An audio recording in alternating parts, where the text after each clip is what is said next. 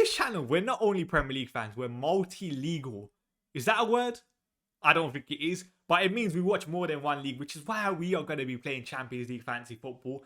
Let's get straight into it with my team. Okay, so let's look at my defense and keeper situation, but more importantly, let me just mention this. Champions League Fantasy Football works completely differently in that it is very, very important to have a full playing 15-man squad. The reason is, for example, the Champions League format is normally games on Tuesday and Wednesday. If you have a player that plays on Tuesday, for example, let's say Juan Garcia in this case, and he blanks, you can then sub in your Wednesday player, in this case Vicario, who then has the opportunity to outscore Juan Garcia. Of course, then your Tuesday players' points gets taken away, and then, of course, there's no other games in the Champions League after that point. The Wednesday players' points will be final for your team. But let's look at my goalkeeper situation. I've gone with Juan Garcia and Vicario. Juan Garcia, listen, anyone that's known or watched Spanish football over the last year knows how impressive he was for Espanyol last year. And overall, for Barcelona, he started the season very well. You're looking at that Rayo Vallecano game last game. He was excellent in that. And overall, Barcelona, the first two fixtures are obviously very difficult. Newcastle, the first game, St. James's Park going away there could be very difficult. Game week 2, or match day 2, I should say, that PSG at home, the holders of the Champions League. But game week 3 and game week 4, Olympiacos at home, Club Brugge away. You expect Barcelona to be defensively resolute enough to keep a clean sheet in those sort of games. So that's why he's goalkeeper 1. And more importantly, Juan Garcia and Vicario rotate quite well in terms of, I think, especially for the opening 5 game weeks or match days, they're playing on different days, which is obviously massively beneficial. The other goalkeeper I've gone with is Vicario. The reason I've gone with Vicario is Tottenham defensively have been massively improved under Thomas Frank. And overall, when you're looking at Tottenham's first opening 4 fixtures in the Champions League, Villarreal at home, Bodo Glimt away, Monaco away, and Copenhagen at home. Could Tottenham concede in those 4 games? Yes. But could they also keep clean sheets in those 4 games? The answer to that question is also yes. So, those are my keeper rotations. I've gone with Pedro Porro in defense as well. This is probably the defender I'm least sure on in Champions League Fantasy Football. The reason is, we've got Udogie coming back into full fitness. So, is there a possibility that Jed Spence plays the right back, Udogie plays left back? I think the answer to that question is yes. But at the same time, we know how good Pedro Porro is offensively in that he might take some set pieces. He will get himself into good opportunities to get across here, to score, to take a shot. We know Pedro Porro is a very good ball striker. So I've gone with a double up on that Spurs back line. But at the same time, is one I'm keeping an eye on. The reason also is Thomas Frank's first season where he's going to be competing in Europe and competing obviously in the Premier League domestically. How is he going to manage that in terms of rotation? Only time will tell.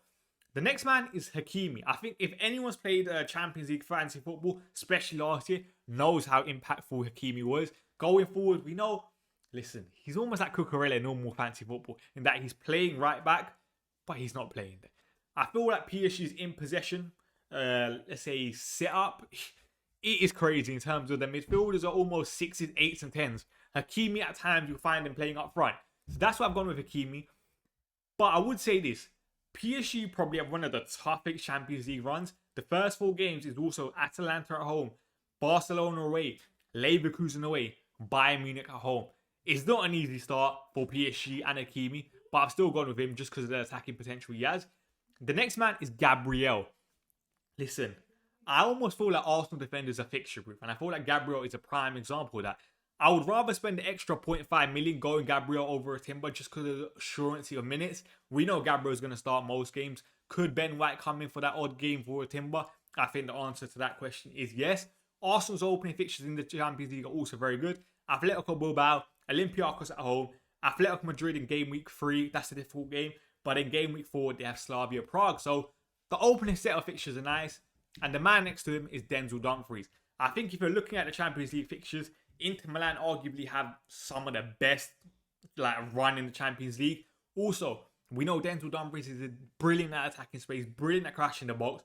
We saw how impactful again he was last year in the Champions League in terms of getting those attacking contributions. This year, Inter Milan, new manager, don't have Simeone Inzaghi. They might not be the same side, but at the same time, he's still playing in that back 3. He's still playing wing back. First 4 games, Ajax, Slavia Prague, Union St. Gilles, or the team that Tony Bloom owns, the Brighton owner, and Kairat, I think it is pronounced. So that is a very, very nice opening 4 games. And The 4.5, the cheap defender that I've gone with is Howson. The reason I've gone with Howson is, of course, you get points for ball recoveries in Champions League Fantasy Football. But I also think when we're looking at Howson and his capabilities as a player, we know he has a brilliant range of passing. We saw it in the Club World Cup. We saw it last year for Bournemouth, and we've seen it at the start of his Real Madrid campaign. Can you see a Howson long ball with Vinicius or Mbappe running onto it and Real Madrid scoring? I think the answer to that question is yes. We know Howson's going to play, and the opening set of fixtures again are probably not the best for Real Madrid, but at that price point, it is very difficult to find someone that you're going to be completely happy with. Matchday 2, they obviously have that Kairat team, which you expect to be a guaranteed clean sheet. Marseille could be difficult. Juventus in Matchday 3, could they keep a clean sheet? Yes. Matchday 4 is very difficult where they have Liverpool, but at the same time, I'm very happy with the overall defensive unit that I picked. Let's get on to my midfield. Now, let's start with the midfielders, and I feel like this is where it gets really, really spicy for my team, and this is where I'm really, really happy with the picks. The first name, let's start with the bench, is the man from Monaco, Akiluch. Listen, I butchered that pronunciation. The French winger, he was in the French squad last season, 5 goals and 10 assists. This season, again, he started the season very, very well for Monaco, picking up a couple goal contributions, and Monaco are a very attacking side. They get goals under Adolf Hutler. Probably butcher that pronunciation again. So listen, you guys allow me, or you guys help me in the comments how to pronounce these guys' names. I don't have the accent to pronounce these French guys. But Club Brugge in the first match day, Manchester City and Tottenham back-to-back could be difficult. But again, in match day 4, they're Bodo Glimt. So I'm very, very happy with him. And listen, the price point he's at is 5 million. You're not going to get many players better at that 5 million price tag. The next man is Lamine Yamal, probably the best player in the world, arguably. But he probably don't have the best opening 2 fixtures against Newcastle and PSG. But at the same time, what we realize is Yamal, the big games, when the pressure's on most, he has the ability to turn it up another level. And we saw it last year in the Champions League. Even when Barcelona went out to Inter Milan, the level Yamal was playing at, ridiculous.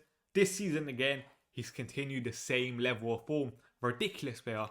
He's going to be my team. And I think he'll probably be one of the most owned players in Champions League Fantasy Football.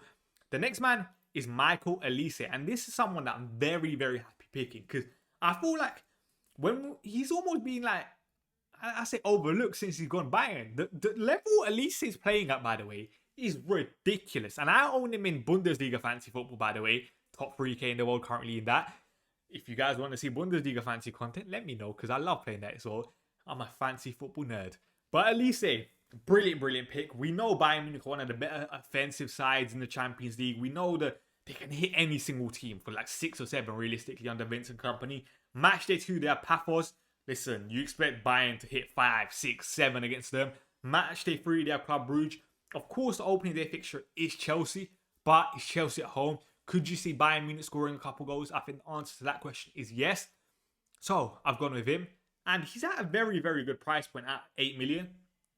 The man next to him is Ardo Güler. I think this is a very, very difficult price point in that when you're looking at my squad, I'm struggling to find plays for that 6 million or less price tag. Of course, you get Reinders at 6.5, but I'm not completely sold on Manchester City as a whole. So I've gone with Ardo Güler. He's got a couple goal contributions already at the start of the season. He's playing for Real Madrid, starting for Real Madrid.